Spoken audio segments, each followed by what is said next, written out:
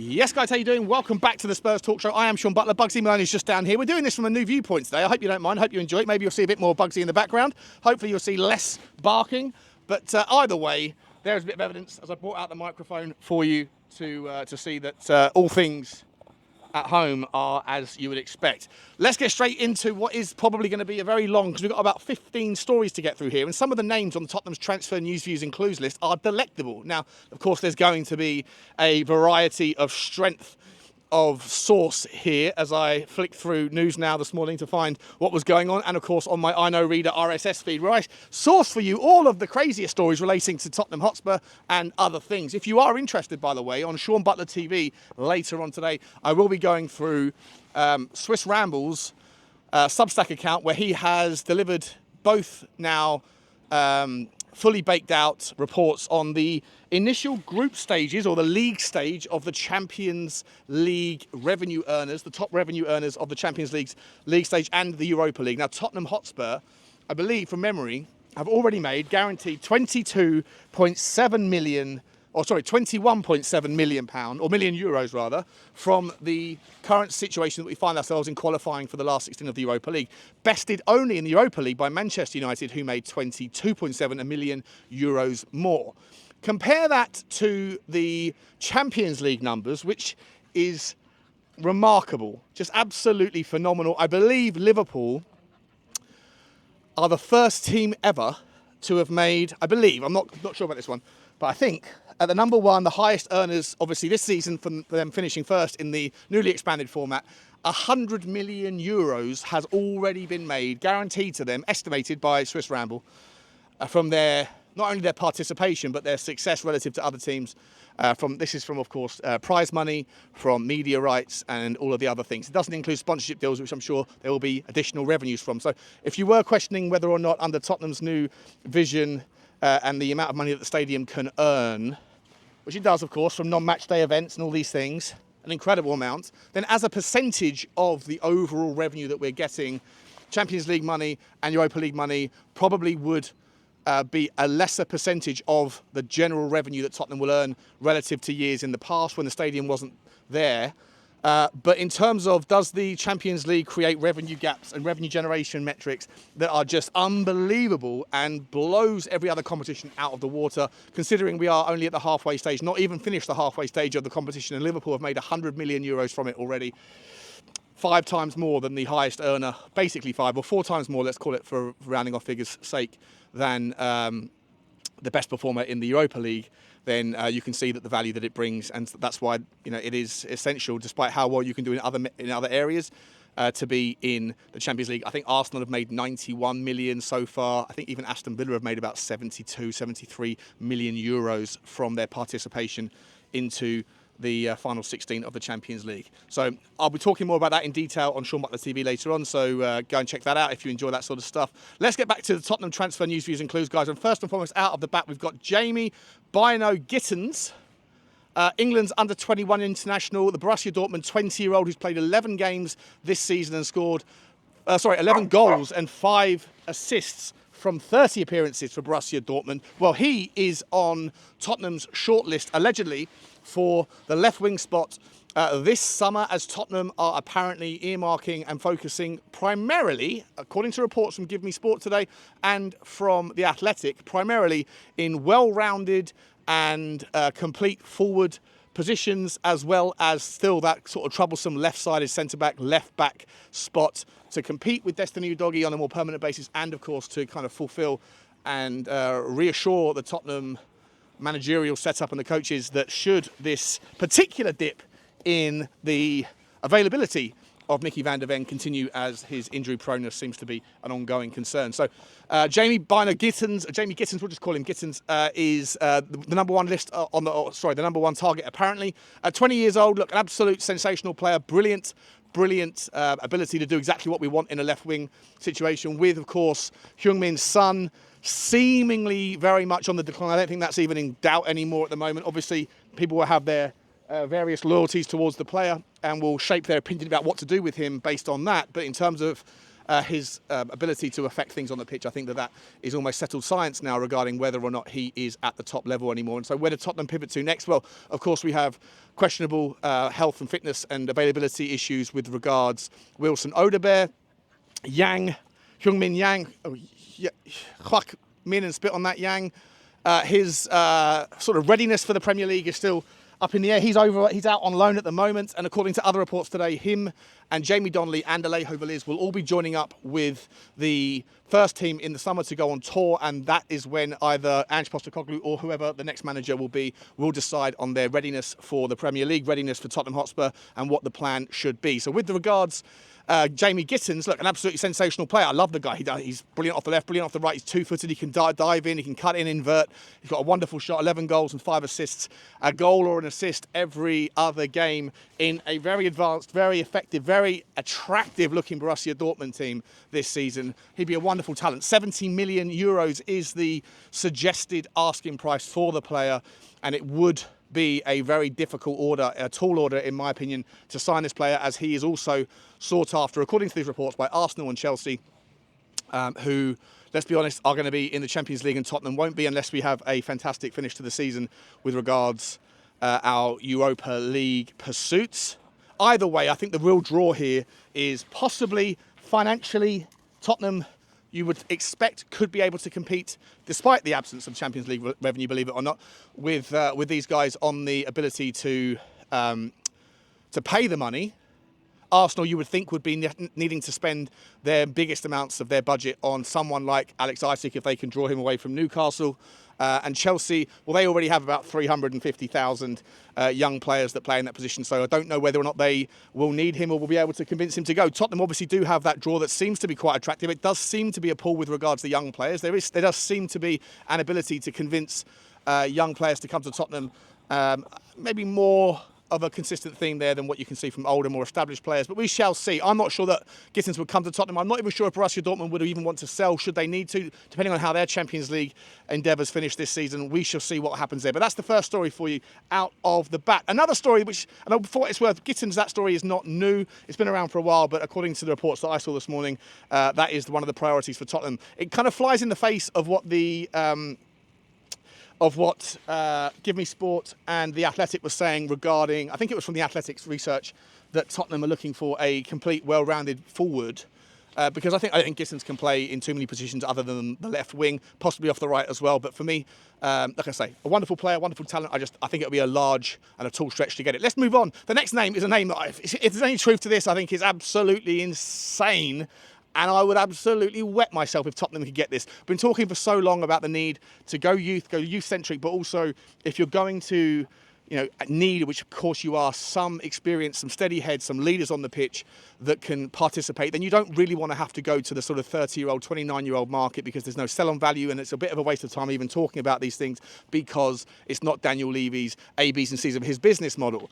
So you'd like to be able to find maybe some new players coming in that can immediately impact the first team, that immediately know that they're going to play, and that can kill two birds with one stone and have all of those box-ticking exercises complete with regards adding the value with regards to those leadership and those sort of steady heads for European football as you mix in and bring through this youth. And one of these names that's on the list today, which I absolutely love, I'm going to sort of sit there and give it a 2 out of 10 or a 1 out of 10 plausibility. Why would this guy leave AC Milan to come to Tottenham? But the name is THEO Hernandez, and he has been bandied around in a couple of decent journalists' articles this morning.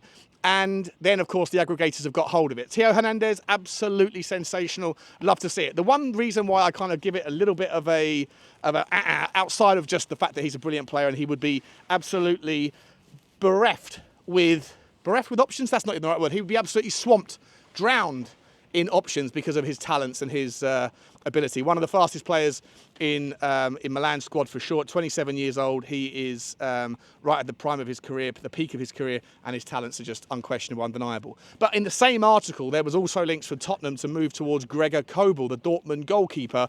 And I think that right now, if you are suggesting that Tottenham are also going to go for another goalkeeper in the summer, and the argument is that Kinsky is a little bit kind of suspect with his shot stopping, and whilst we like the fact that he apparently is good with his ball at his feet, even though I personally haven't seen too much to support that apart from in the first game, this notion that Tottenham are going to spend more money on a goalkeeper is just ludicrous. And so if you're putting Theo Hernandez in one article that gets banded around in the aggregators and in the same article mentioning Gregor Kobel, then I just don't particularly give you too much in the way of credibility. So we'll move on from Hernandez, but listen, it's a nice name, it's a lovely name, and you'd love to see it. It's not the first time that Hernandez has been mentioned. He can play left-sided centre-back, he can play left-back, can do all the things, he can get forward, he's a brilliant defender, one of the best left-backs in the world, in my opinion. Why he would come to Tottenham, it's anyone's guess. So I'm going to move on from that one. Let's move on to a little bit of news regarding Dean Huijson, the AFC Bournemouth centre-back, 19 years old, an absolute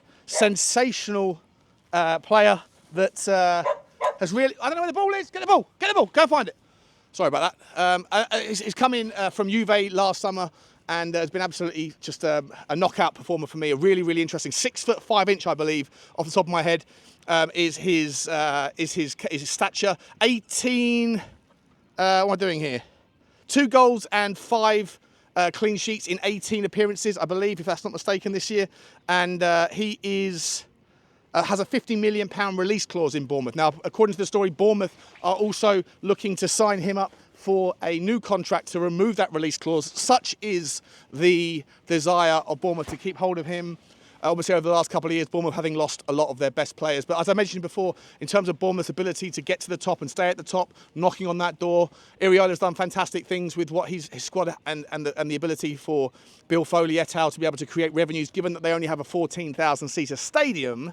But ultimately, they are going to always be a selling club until that thing can change, because if you need to compete or you want to compete with the very best, even though Bill Foley is very prepared to do a steady Eddie progress and climb up the ladder, with the inability to compete with stadium revenues, with the inability to compete financially in other mechanisms, they will always have to sell if the money comes in and the bids come in, and a £50 million release fee.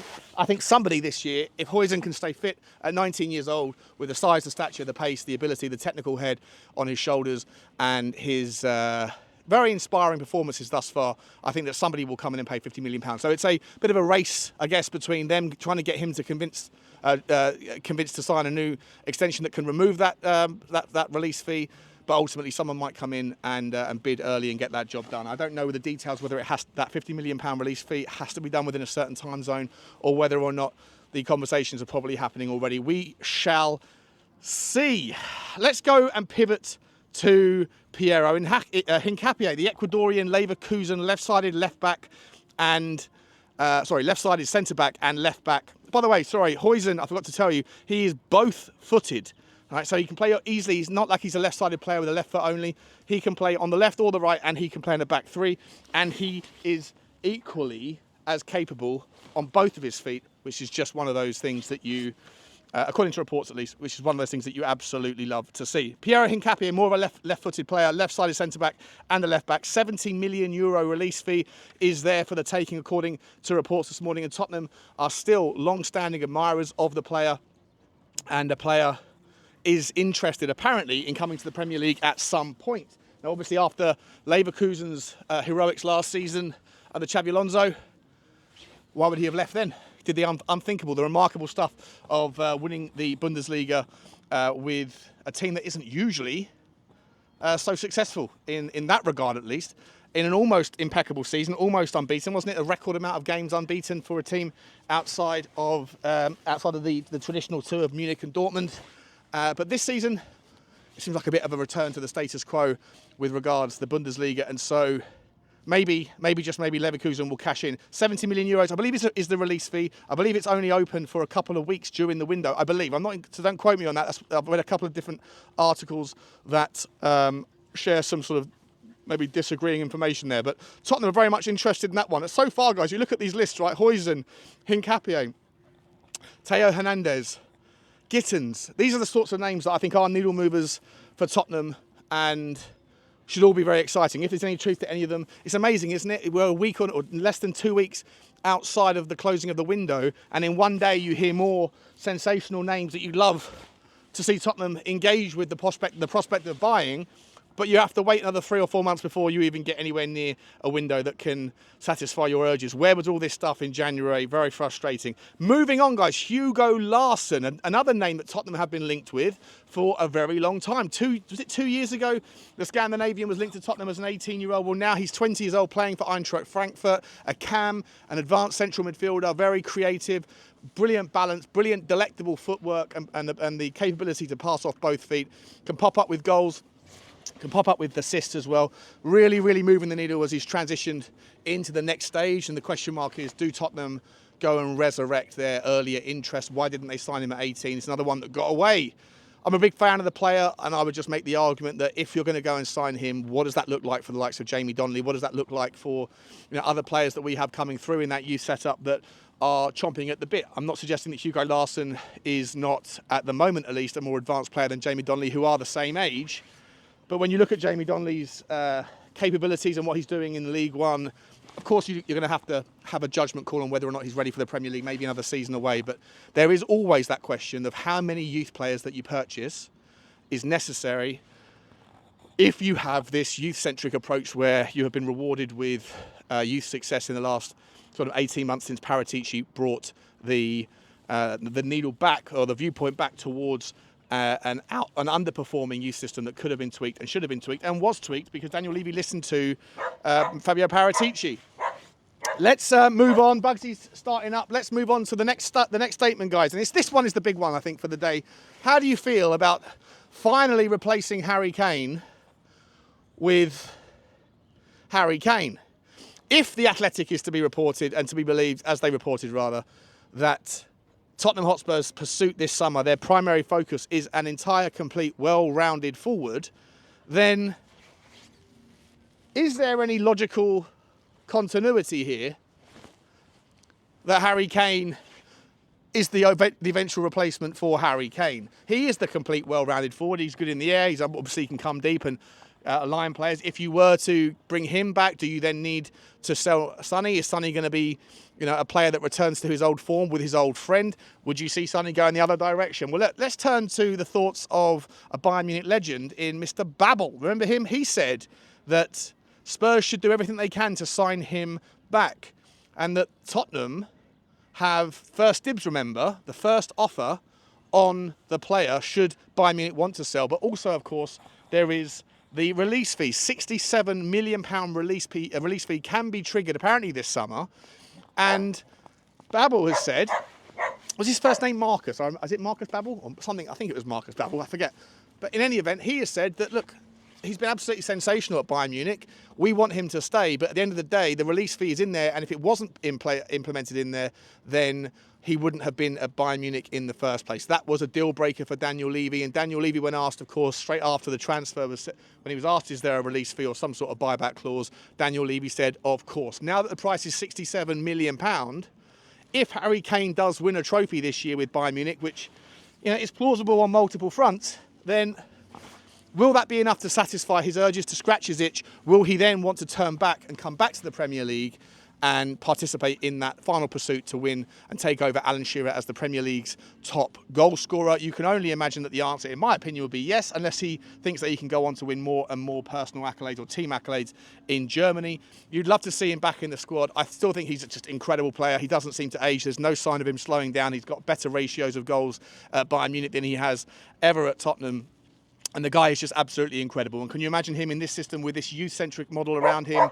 I absolutely can. Can you imagine him in any kind of future model that is a little bit more tailored, a little bit more dialed back, still having a wonderful kind of front foot attacking philosophy, but maybe just a little bit pragmatic, a little bit more considerate of other kind of concepts within the footballing world, and maybe with a Monster Six in there to kind of keep that balance and make us a little bit sort of squeaky clean in the back? Then for me, Harry Kane would be just an unbelievable. And £67 million, you'd pay that money to sign him back on a 3-year deal, because you know that you're going to get it back in shirt sales. You know that you'll get it back in probably in qualification for the Champions League as well. So that's the story. Babel's saying that he wants him to stay at Bayern Munich, but actually Tottenham have the front foot. Would he go anywhere else? Well, look, you had Paul Merson, that absolute donut, saying that it's more likely he'd go to Arsenal if he doesn't win a trophy at Bayern Munich. I can't imagine Harry Kane ever doing the dirty on Tottenham like Sol Campbell did. Paul Merson said it happened before, it could happen again. I just don't see it. I think if Harry Kane does come back this way, it would be to Tottenham, and I think that that possibly is the long-term plan, is to replace Harry Kane with Harry Kane. Let me know your thoughts, guys. As I spoke about Hugo Larrson, Hincapie, spoken about Dean Huijson, spoken about Babel and Harry Kane, THEO Hernandez. How about Paratici, SMEONE, Inzaghi? Paratici back in the kind of spotlight, suggesting that the managerial search, should Daniel Levy pull the trigger on Ange Postecoglou? Well, we know about the likes of Iriola. We know about Marco Silva. There's even rumours that Tottenham may be looking towards Eddie Howe. I'm not sure there's any plausibility. I'd love to see it. I think the guy's absolutely incredible. It would take a fortune to bring him out of Newcastle, both in compensation and in salary. But Simeone Inzaghi, is he a manager that you would like to see? Look, more pragmatic, more defensively minded, but for what it's worth, at Inter Milan last season, he had the record for the team that conceded the fewest goals and the team that scored the most. So this notion that Inzaghi is a Conte Mark II is not true. That's not to say that Conte didn't score goals in his time at Tottenham. He did, but the shape of the football was obviously a little bit more boring, a little bit more of that kind of Italian style. Inzaghi, I think it's a little bit unfair to call him incredibly defensive, incredibly pragmatic. Like I say, I think with the Inter team that he had enough explosive power at the front end, and enough pace, enough attacking and exciting prospects to satisfy the Inter fans, who maybe are a little bit more understanding and respectful of the kind of ugly side of the beautiful game, if you like. I'm not sure if it would go down well at Tottenham. And listen, for what it's worth, Paratici did, as much as I like him and respect him for what he did with our youth system, and as much as I think he has signed some wonderful players for Tottenham as a scout or as a director of football, I would also remind people that he was the eventual introduction with Nuno Espirito Santo. He did obviously bring in Conte, and before we signed Nuno, he brought 3 or 4 different names to the party, none of which really went down too well. I won't bore you with those names, there's no point in going over it again. I think that's about it, guys. I think that's about it. Inside of 22 minutes, a little bit of a record for me. Let me know your thoughts. A lot of names there, and like I say, if you're interested in some financial waffle regarding the benefits of being in the Champions League, the benefits in being in the Europa League, and how much money can be made when you're only at the halfway stage of the tournament, then check that out on Sean Butler TV a little bit later on. I'll see you on my next one. THEO Hernandez, Harry Kane, Huijson, Hincapie, Larrson, JAIMIE Gittens. I wish this was the peak summer transfer window. It isn't. We're a week outside of the first one closing, and we've only got about 5 months to go until actual transfers can happen. But either way, that's your transfer news, views, and clues update from me. I'll see you on the next one. Like, subscribe, and comment. Also, let me know if this is a better environment to do it in. And I'll see you again. Take care. Bye-bye. And as always, come on, you Spurs.